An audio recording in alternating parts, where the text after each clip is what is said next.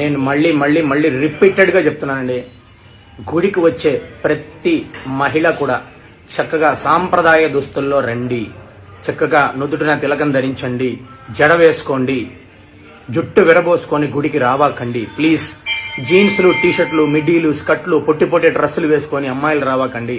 అబ్బాయిలు షార్ట్లు వేసుకొని నైట్ డ్రెస్సులు వేసుకొని గుడికి రావాకండి. ప్లీజ్ చక్కగా బొట్టు పెట్టుకొని రండి. పిచ్చిగా వేషధారణలో గుడికి రావాకండి. మీరు అలా రావాల్సిన అవసరమే లేదు. పిచ్చి వేషధారణలో వచ్చే పని అయితే మీరు రావాల్సిన అవసరం లేదు. ప్యూర్ హార్టెడ్గా రండి, సాంప్రదాయాన్ని పాటించండి. మనది ఎంతో పురాతనమైన గొప్పదైన హైందవ సాంప్రదాయం.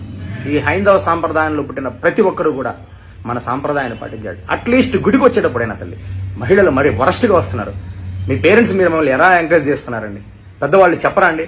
ఇంకేంటంటే మీ పెద్దరికి మీ పిల్లలకే మీరు చెప్పకపోతే బయట